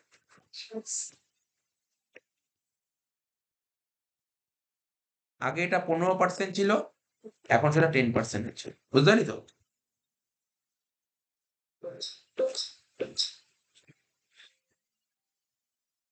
বুঝতে পারলি, আগে আগে কি ছিল দেখ, আগে জনসংখ্যা যেখানে 10 লাখ ছিল, কারণ এখন তো দিনকে দিন জনসংখ্যা বেড়েছে, ঠিক আছে, আগে 10 লাখ ছিল, এখন সেই জনসংখ্যাটা করেছে 15%।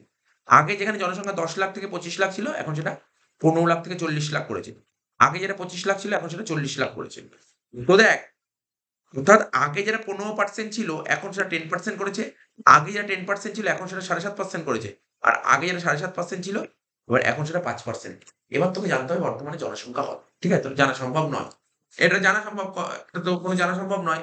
এবার তুই যদি মনে করিস, কি কি মনে করবি জনসংখ্যা কত, আমি আমি মনে করতে পারি 10 লাখ থেকে 25 লাখের মধ্যে জনসংখ্যা, ঠিক আছে তো, এটা মনে করতে পারিস। এখন যদি কেউ যদি জানিস এক্সাক্ট জনসংখ্যা কত মানে কার আশেপাশে, তখন তুই সেই এজাম্পশনটা করবি, এই জন্য তোর পক্ষে জানা সম্ভব নয়, তুই একটা এজাম্পশন দিতেই মনে করছি।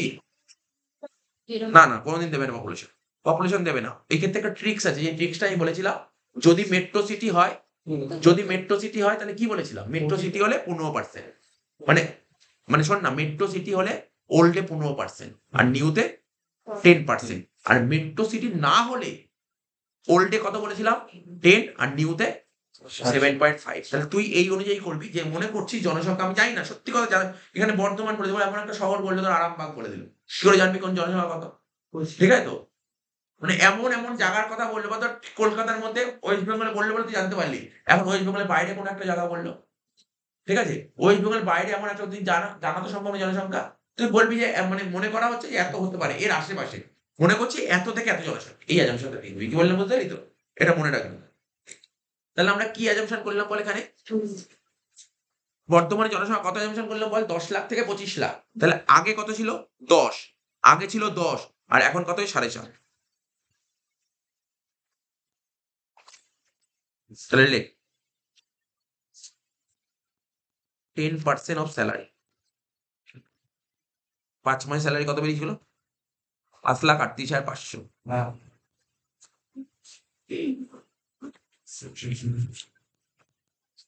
এবার 10% 10% কত হচ্ছে?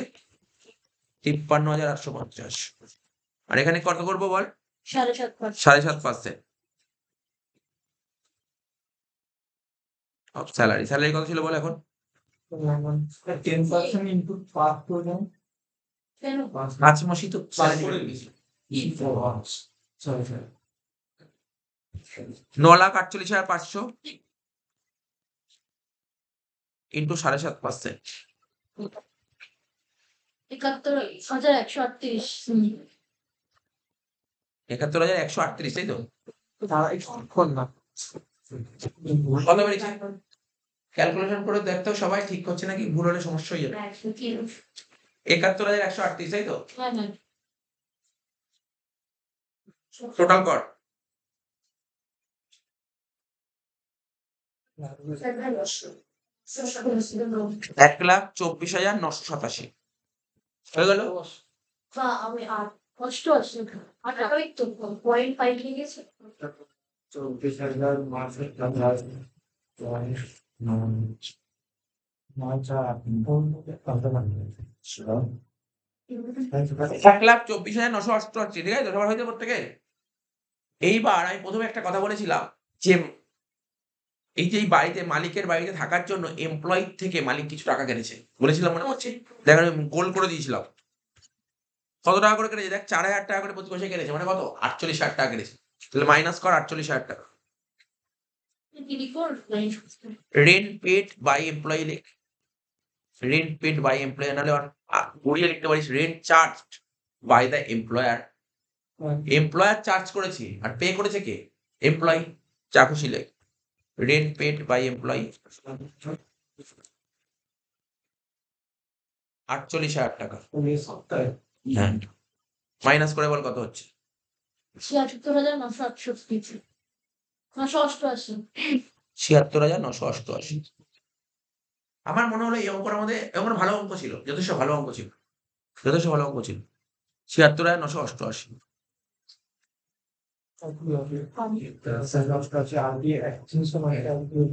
চলে আয় উপরে, উপরে চলে আয়। কি লিখবি? আর এফ এ কত লিখলাম? 76,988 লিখিস তো? বাইরে বাইরে করে দেবো, ভিতরেও করতে পারিস। 76,988 লেখা হলো।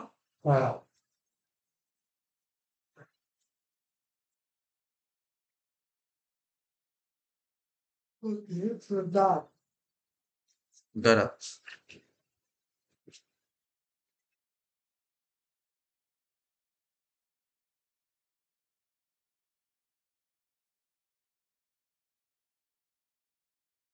আচ্ছা আরেকটা পয়েন্ট আগের দিন বলেছিলাম, মালিকের নিজের বাড়িতে, মালিকের বাড়িতে তোকে থাকতে দিয়েছে, ঠিক আছে? এবার মালিকের একটা গার্ডেন আছে, সেই গার্ডেনের জন্য যে খরচা করে, মানে গার্ডেনার আছে, গার্ডেনারের যে জন্য যে গার্ডেনার যে মানে গার্ডেনটা দেখাশোনা করে, তার জন্য তাকে টাকা পয়সা দেওয়া হচ্ছে। এটা কি বলেছিলাম? এটা আসবে না বলেছিলাম তো। এই পয়েন্ট এখানে দিয়েছে, এই পয়েন্ট এখানে দিয়েছে, ভালো করে পরে পয়েন্টটা দিয়েছে।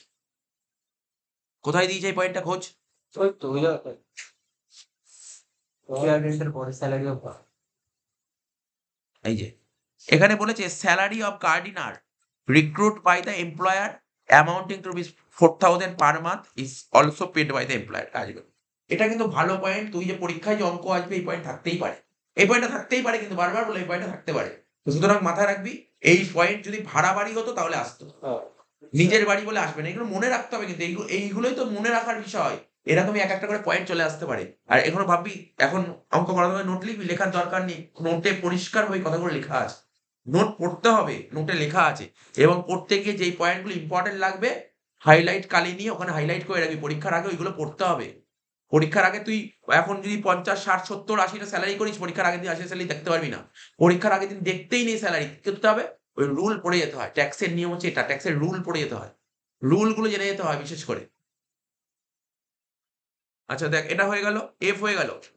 এবার চলে আয় G, use of companies car for travelling from residence to office and back to residence. এত তো বুঝতেই পারছিস, অফিস থেকে তুই বুঝতে পারলি তো, অফিস থেকে বাড়ি, বাড়ি থেকে অফিস, তো এই কার তো আসবে না, এখানে কার তো আসবে না, পুরো অফিসিয়াল পারপাস, এখানে কোনো আসার কোনো জায়গাই নেই। এটা আসবে না কিন্তু কার, হ্যাঁ কারটা হবে not taxable, car not taxable, বুঝতে পারছিস তো ব্যাপারটা? কার কিন্তু নট ট্যাক্সেবল হবে এখানে। এটা আবার নোট দিয়ে দেবো পরে, লাস্টে একটা করে নোট দিয়ে দেবো যে যেগুলো নোট হবে। আচ্ছা তারপর কি বলেছে? গ্যাস, তাই তো, গ্যাস 14,600 টাকা, ঠিক আছে, supplied by the company for his household. এটা চলে আসবে বাকি লেখ গ্যাস, গ্যাস বলে লিখবি 14,600।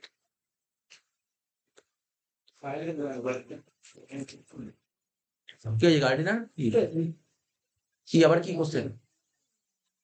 এই পয়েন্টটা গ্যাস লেখ 14,600। নেক্সট কি বলেছে? গ্যাস হয়ে গেল, গ্যাসের পর কি বলেছিল দেখ, জি পয়েন্ট হয়ে গেল, এইচ পয়েন্ট হয়ে গেল। এইবার দেখ আই, তাই তো, জি এইচ আই, আয়ের মধ্যে কি বলেছে দেখ, বলছে কোম্পানি কি খরচা করি, ওকে শুনে নি, একবারে করবো সব করে। ইলেকট্রিক বিল কোম্পানি দিয়ে দিয়েছে, ইনকাম ট্যাক্স কোম্পানি দিয়ে দিয়েছে, ঠিক আছে তো, এই দুটো দিয়ে দিয়েছে। আর একটা কি বলেছে, অ্যাপ্রুভ গ্র্যাচুইটি ফান্ডও কোম্পানি টাকা দিয়েছে, কিন্তু অলরেডি বলে দিয়েছে অ্যাপ্রুভ গ্র্যাচুইটি ফান্ড এক্সেপ্টেড আসে না, তাই তো, আরপিএফ হয়ে গেছে অলরেডি করা, শুধু দুটো পয়েন্ট পার্কিউশন নিয়ে, ইলেকট্রিক চার্জেস আর ইনকাম ট্যাক্স পেনাল্টি নিয়ে। স্যার ইন্স্যুরেন্স প্রিমিয়ামটা কোথায় ছিল এখানে ইন্টারেস্ট আছে, যে insurance premium of accident insurance policy. বলে যে দুটো পয়েন্ট লেখ, ইলেকট্রিক চার্জেস লেখ আর ইনকাম ট্যাক্স পেনাল্টি লেখ।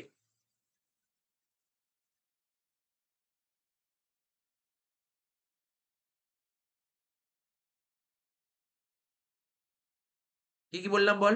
ইলেকট্রিক চার্জেস কত টাকা দিয়েছে বল?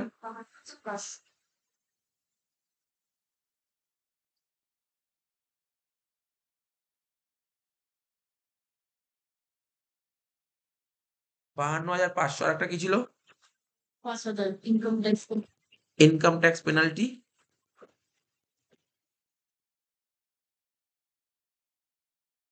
একটা থিওরি পড়েছিলি, নোট তো দিয়েছিলাম, একটা থিওরি পড়েছিলি, সেই থিওরিটা কি? ট্যাক্স ফ্রি পারকুইজিটস, ঠিক আছে, লেখা ছিল, একটা এক পাতা চার্ট দিয়েছিলাম, কোন কোনগুলো ট্যাক্স ফ্রি পারকুইজিট, মালিকের থেকে অনেক কিছুই তো পাওয়া যায়, ঠিক আছে তো, সবকিছুর উপর তো গভর্নমেন্ট ট্যাক্স নেয় না, তো সেরকমই একটা পয়েন্ট ছিল, এটা ট্যাক্স ফ্রি পারকুইজিট, ঠিক আছে তো। যেটা বললি ইন্স্যুরেন্স, ওটা ট্যাক্স ফ্রি পারকুইজিটের মধ্যে পড়ে। Insurance premium on an accident insurance policy for the benefit of Mitra 25,700, এটা হচ্ছে ট্যাক্স ফ্রি পারকুইজিটস, এটাকে বলা হয় ট্যাক্স ফ্রি পারকুইজিটস। তার মানে তোকে কিন্তু ট্যাক্স ফ্রি পারকুইজিট যেগুলো ছিল ওখানে কয়েকটা পয়েন্ট পড়তে হবে, না, এটা হচ্ছে ট্যাক্স ফ্রি পারকুইজিটস এর মধ্যে পড়ে। লিখে রাখলে লিখে নে বইয়ের মধ্যে, এটা ট্যাক্স ফ্রি পারকুইজিটস, এগুলো তোকে পড়তে হবে।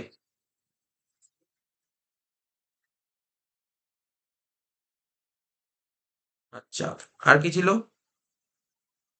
এখানে তো সব হয়ে গেল, এটা হয়ে গেল, এটা হয়ে গেল, এটা হয়ে গেল। কে মিত্র কি বলেছে? কে মিত্র কিছু কিছু খরচা করেছে, কি বলেছে? কে মিত্র বই কিনেছে, ঠিক আছে, কে মিত্র বই কিনেছে কিসের জন্য? ফর এমপ্লয়মেন্ট পারপাস, ঠিক আছে, এ তো তো বুঝতেই পারছিস কে মিত্র খরচা করেছে, স্যালারি তো পার্ট নয়। তারপর বলেছে medical expenses 1,22,000 for the medical treatment of his own and in respect of illness relating COVID-19 at Chennai in a private hospital, the entire amount however reimbursed by the employer। ভালো কথা বলে, মালিক দিয়ে দিয়েছে এই খরচাটা, বিষয়টা আসবে, এটা ট্যাক্স ফ্রি পারকুইজিট, এটা ট্যাক্স ফ্রি পারকুইজিট। আগে আসতো, আগে 15,000 টাকার উপর হলে আসতো, এখন পুরোপুরি ট্যাক্স ফ্রি পারকুইজিট, রুল লেখা আছে, রুল পড়তে হবে তোকে, রুল পড়তে হবে, রুল লেখা ছিল।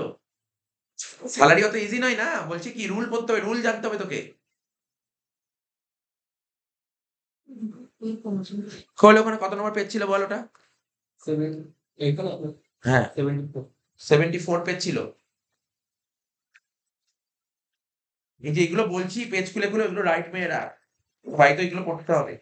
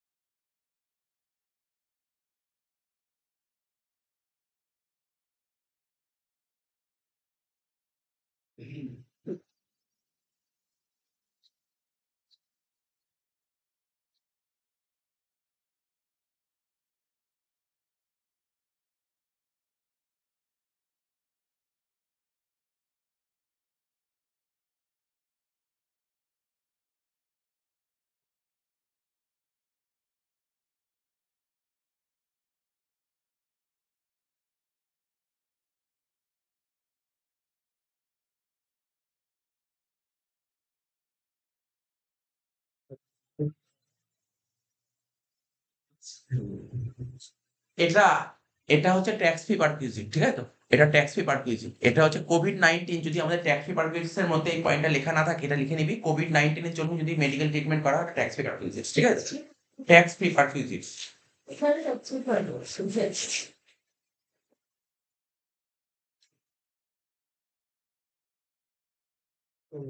বেশ বলতে স্যার বলুন এখন এটা কোভিড-19, ঠিক আছে? কোভিড-19 এর জন্য যদি কোনো ট্রিটমেন্টের জন্য যদি খরচাপাতি করা হয় এটা কিন্তু ট্যাক্স ফি পারকুইজিট। কোভিড-19 এই রুলটা কবে এসেছে জানিস তো? এই রুলটা 2022 সালে এসেছে। এই রুলটা 2022 সালে ইমপ্লিমেন্ট করেছে। মানে এর আগে তো ছিল না কোভিড-19, ঠিক আছে? কোভিড চলছিল কোন সময়? 2021 ওই সময় চলছিল, তারপরেই এটা এসেছে, ওই চলে আর পরে ঠিক আছে তো? তো কোভিড হয়নি। না এইটা রুলটা তখন অ্যাপ্লাই করেছে, যারা রুলটা রেখে দিয়েছে, এটা রুলটা রেখে দিয়েছে। এই রুলটা তখন চালু হয়, তার আগে তো ছিল না। তার আগে কোভিড আসেনি বলে এই রুলটা আনার দরকার হয়নি। এই যে তুই যেটা ভাবছিলি, তোরা কি ভাবছিলি দেখ, তোরা যেটা ভাবছিলি শোন, এখানে যে আমাদের নোট লেখা ছিল মেডিকেল এক্সপেন্সেস, শুনে নে, হ্যাঁ। প্রাইভেট হাসপাতাল বা নার্সিং হোমে যদি ট্রিটমেন্ট করা হয় ওটা তো ফুললি ট্যাক্সেবল, পুরো ট্যাক্স দিতে হয়। কিন্তু তাহলে বলি স্যার এটা চেন্নাই থেকে ট্রিটমেন্ট করা হচ্ছে, তাহলে ফুললি ট্যাক্সেবল হলো না কেন? কারণ কোভিড-19। কারণটা হচ্ছে কোভিড-19 এর জন্য এটা হয়ে যাবে, তোর এক্সেম্পট হয়ে গেছে, অর্থাৎ ট্যাক্স ফি পারকুইজিট এটা আসবে না।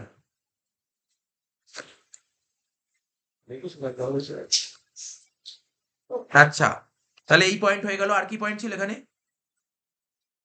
বুকস এর পয়েন্ট বললাম, মেডিকেল এক্সপেন্স বললাম। 3 নম্বর কি বলছে? LIC premium on the life of his dependent brother 27,500। এটা কে পেমেন্ট করেছে? ওই পেমেন্ট করেছে, আসবে না। এটা হয়ে গেল। পেমেন্ট অফ প্রফেশনাল ট্যাক্স, এটা 2400 টাকা লাস্টে গিয়ে মাইনাস করতাম, হয়ে গেল। আর কিছু পয়েন্ট আছে? আর তো কিছু পয়েন্ট যোগে বলছেন, অঙ্ক শেষ। যোগ কর, অঙ্ক শেষ হয়ে গেছে। স্যার এই তিনের ইনকাম ট্যাক্সটা কে নিয়েছে? যে ইনকাম ট্যাক্স 8,000 পার কে পে করেছে? কে পে করেছে বল? কি লিখেছে? আরে ওটা তো এমপ্লয়ি পে করেছে, ওর স্যালারি থেকে কেটেছে, যেটাকে টিডিএস বলে। টিডিএস আসে না। টোটাল কর, টোটাল করলে gross, income from salary, total করলে গ্রস ইনকাম ফ্রম স্যালারি। 17,37,338 কত? 17,37,338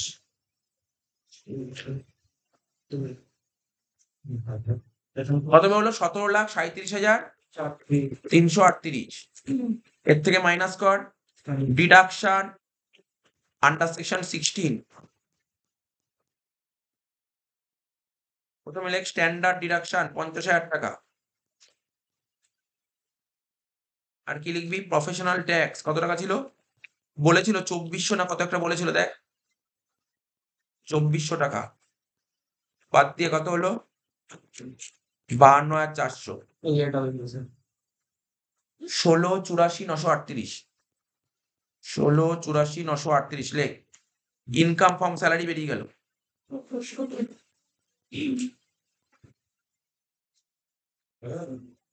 স্যার আমাকে কমিশন ট্যাক্স একটু বলবেন? বুঝিয়ে দিচ্ছি। কেন 16,84,938 হয়ে গেল তো ইনকাম ফ্রম স্যালারি। হ্যাঁ। আচ্ছা ধর এই অঙ্কটাই তোর পরীক্ষায় যদি দিত, হয়ে সবার করা হলে বলবো একটা কথা, সবার হয়ে গেলে বলবো 938। শেষ তো সবার কমপ্লিট হলে বলবো।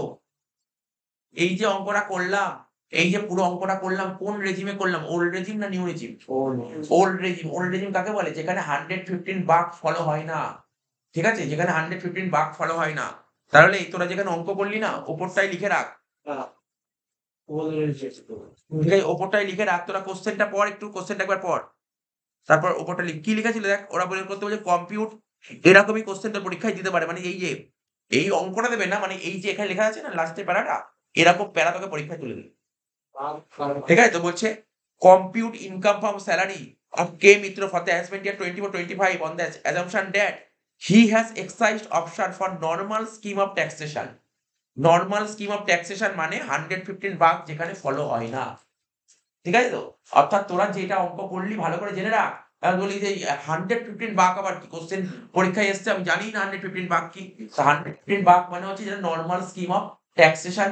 নর্মাল স্কিম অফ ট্যাক্সেশন মানে যেখানে 115 ভাগ ফলো হয় না, মানে ওল্ড রেজিম।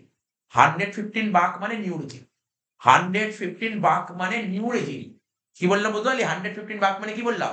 New regime. ঠিক আছে, আর ওল্ড রেজিম মানে হচ্ছে যেখানে 115 ভাগ ফলো হয় না। ঠিক আছে, মানে মানে নর্মাল স্কিম অফ ট্যাক্সেশন। এত অব্দি বোঝা গেল? তার মানে তুই এটা পুরো ওল্ড রেজিম করলি। এবার তোকে বলেছে he has not exercised option for normal scheme of taxation, মানে ও নর্মাল স্কিম অফ ট্যাক্সেশন করবে না। তার মানে 115 ভাগ ফলো করবে। যদি 115 ভাগ ফলো করে তাহলে অ্যান্সার কত হবে? তাহলে কি এই অঙ্কটা কি প্রথম দিয়ে আবার করবো? না, তাহলে শুধু অ্যান্সারটা লিখবো এক লাইনে। পরীক্ষায় এরকম অঙ্ক এবার আসবে, মানে আসবেই, এরকমই দেবে। হ্যাঁ, এক লাইনে লিখবি। ওল্ড করে এবার এবার তার পরীক্ষায় যদি এবার শুনে নে, তোর পরীক্ষায় যদি বললো যে কি, তোর পরীক্ষায় যদি বললো, শুনে নে, পরীক্ষায় যদি বলে কি বলতো, বললো যে তুমি 115 বাকি ফলো করো, যেটা বলার চান্স 1%। ওর যেটা বলার চান্স 1%, 115 বাক ফলো করো। তাহলে যদি বলে 115 বাক ফলো করতে, তখন তুই কি হয় করবি? পুরো অঙ্কটাই তো করে দিবি, পুরো অঙ্কটাই করে দিবি। এই অঙ্কটা যা ছিল পুরো হবে। শুধু সেক্ষেত্রে আমি শুধু লাল কালি দিচ্ছি, আচ্ছা লাল কালি না, এই সবুজ কালি দিচ্ছি, এই লাইনটা সেক্ষেত্রে লিখবি, পুরো সেম হবে। তাহলে এমন কি, এমন তো নতুন কিছু না।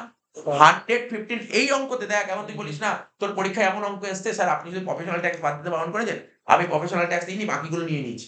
ওরকম নিয়ম না, কিন্তু আমি কি বলেছি ভালো করে মাথায় রাখবি। এই অঙ্কে প্রফেশনাল ট্যাক্সটা আসবে না, এই অঙ্ক। স্যার এখানে যদি কোনো অ্যালাউন্স থাকতো, যেখানে ওই যে আমি কি বললাম, এই অঙ্কে প্রফেশনাল ট্যাক্স আসবে না। যদি এই অঙ্কে ওরা সব বললো, এই যে তোর আন্ডার সেকশন 10 সাবসেকশন 14, এটা বলে দিল আন্ডার সেকশন 10 সাবসেকশন 14 এ যত এক্সামশন ছিল, কোন এক্সামশন আসে না, ম্যাক্সিমাম এক্সামশন গুলো আসেন। যেমন ধর চিলড্রেন এডুকেশন অ্যালাউন্স থেকে শুরু করে ওখানে ওই এক্সামশন গুলো আসবে না। এই চারে কি ছিল 10 13 এ ওর এক্সামশন আসবে না। মানে মোদ্দা কথা এক্সামশন গুলো এখানে পাওয়া যায়। কোন রকমের কোনো এক্সামশনই নরমালে দেয় না, মানে নিউতে দেয় না। কেন? তার পেছনে লজিক আছে। কেন এক্সামশন সরকার দেয় না? তার পেছনে একটা লজিক বলে দিয়েছে যে না, তোমাকে তো আমি অনেক বেনিফিট দিয়েছি, তোমাকে 7 লাখ টাকার উপর আমি ট্যাক্স নেবো না। আর ওল্ডে কত উপর ট্যাক্স নেই? ওল্ডে 2.5 লাখ টাকা ইনকাম করে ট্যাক্স হয়, আর নিউতে 7 লাখ টাকা ইনকাম করে ট্যাক্স হয়। তাহলে সিম্পল ব্যাপার, তোমাকে ট্যাক্স, আমি তোমাকে 7 লাখ টাকার উপর ট্যাক্স নেবো, তাহলে তোমাকে আমি এক্সামশন কেন দেবো? এক্সাম কেন দেবো? এটা হচ্ছে লজিক, আর কিছু না। তোকে মাথায় রাখতে হবে। তাহলে বল, এই অঙ্কটি তোকে নিউ রেজিমে করতে বলে অ্যান্সার কত করবি? বল বল দেখি অ্যান্সার কত করবি, বল। এই দেখ, এই যে 16,84,938 প্লাস 2,400, একই তো হবে অ্যান্সার। একই তো হবে অ্যান্সার, একই তো হবে অ্যান্সার। কত হবে বল? 16,87,338। বুঝতে পারলি তো? পরীক্ষায় এরকম দেওয়ার চান্স এবছর প্রবল। আর তোরা প্রথম বছর তো তোদের সঙ্গে এক্সপেরিমেন্ট নাও করতে পারে, যে বললো না তুমি শুধু ওল্ডই করো, হয়তো পরের বার নিউ দিল, তোদের সঙ্গে এক্সপেরিমেন্ট নাও করতে পারে। বাট জেনে তো রাখ, জেনে তো রাখ, যদি দিয়ে দেয় তখন নোটিশ স্যার আপনি করাননি, দিয়ে দিয়েছে, অন্যান্য কোচিনে করিয়েছে। আচ্ছা দেখ শোন, অ্যান্সারটা কি লিখবি লিখে নে,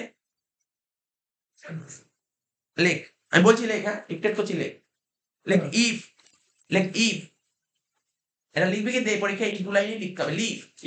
লেখ if K Mitra, if K Mitra does not excise option, ঠিক আছে, does not excise option for normal scheme of taxation, option for normal scheme of taxation for normal scheme of taxation, for normal scheme of taxation, লিখিস তো for normal scheme of taxation, ব্র্যাকেটে লিখবি, ব্র্যাকেটে লিখবি, বল কোন line অব্দি লিখেছিস? আচ্ছা option অব্দি লিখিস তাই তো, for normal scheme of taxation, ব্র্যাকেটে লিখবি সেকশন, ব্র্যাকেটে লিখবি সেকশন 115 বাক BAC, ক্যাপিটালে লিখবি, হ্যাঁ BAC টা ক্যাপিটালে লিখবি, 115 বাক is applicable, is applicable, is applicable, ঠিক আছে, ব্র্যাকেট ক্লোজ, লিখেছিস তো? Deduction under section 16, deduction under section 16, deduction under section 16, subsection Roman 3, subsection Roman 3, ঠিক আছে তো? রোমান 3 তে কি লেখা ছিল? Deduction subsection, deduction under section 16 subsection Roman 3 is not allowed, is not allowed, ঠিক আছে তো? is not allowed, ঠিক আছে তো? Full stop. প্যারা চেঞ্জ করে লিখ income from salary equal to, যেটা বের করি সেটা লিখে দিবি, ইনকাম ফ্রম স্যালারি যেটা বের করি সেটা লিখে দিবি, ঠিক আছে তো? ইনকাম ফ্রম স্যালারি যেটা বের করি সেটা লিখে দিবি 16,87,338,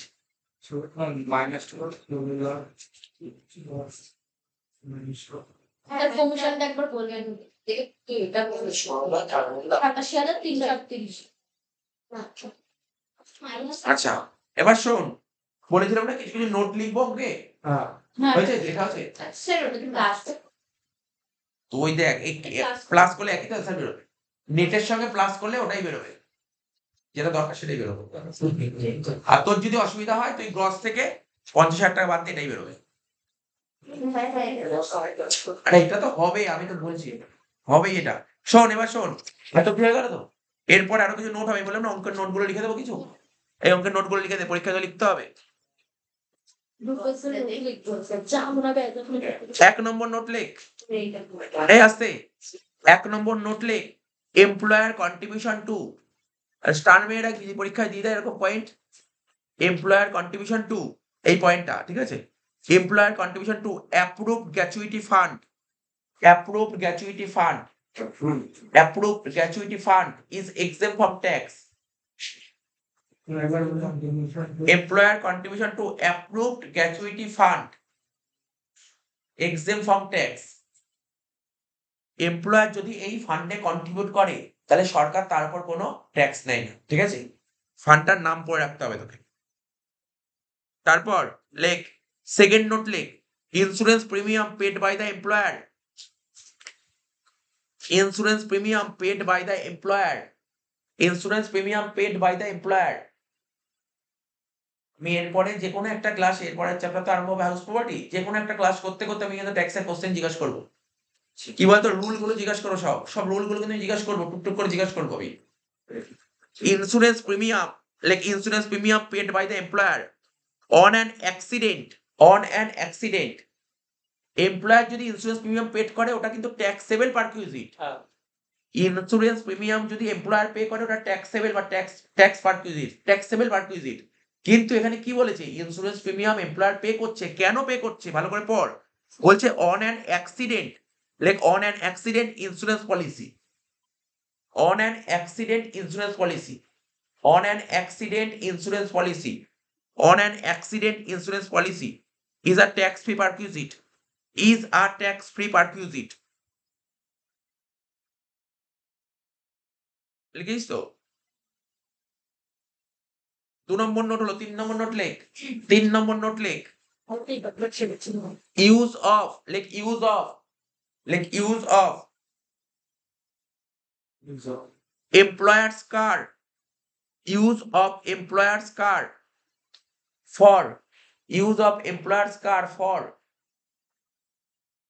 traveling from residence, traveling from residence, traveling from residence, traveling from residence to office, traveling from residence to office, বুঝতে পারলি তো, ঘর থেকে অফিস যাচ্ছে, ঠিক আছে তো, অফিস কি residence to office, and back to residence and back to residence and back to residence, ঠিক আছে, and back to residence is like is not taxable, is not taxable, is not taxable, ঠিক আছে, is not taxable.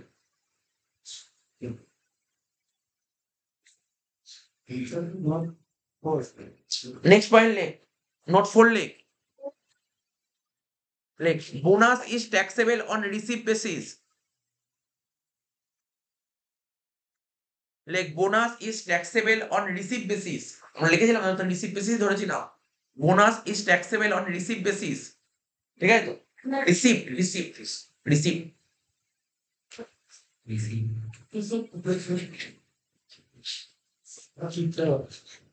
V না P, receipt, ঠিক আছে তো।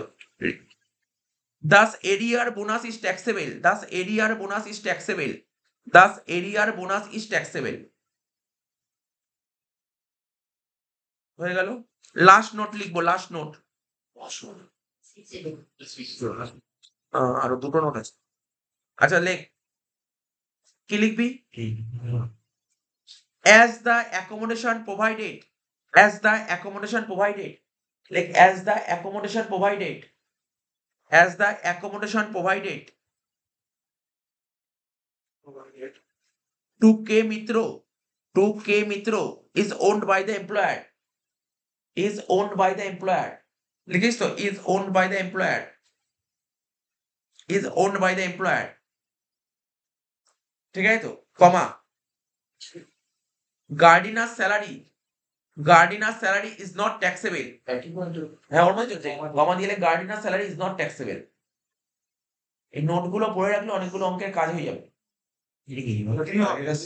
Note এই অঙ্কটা করলে এইগুলো লিখতে হবে, হ্যাঁ নাম্বার থাকবে না এগুলো। আচ্ছা আস্তে, gardener's salary is not taxable লিখিস তো। Last note, like reimbursement of medical expenses, reimbursement, REIM, reimbursement of medical expenses, reimbursement of medical expenses, reimbursement of medical expenses by the employer, লিখিস তো, by the employer, reimbursement of medical expenses by the employer in respect of illness, sir কি in illness, ঠিক আছে, অসুস্থতা, illness relating to COVID-19, relating to COVID-19, ঠিক আছে তো, of Mr. Mitro,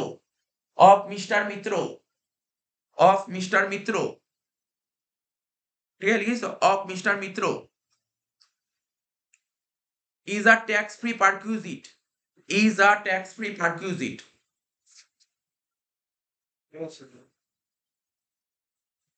ঠিক আছে তো।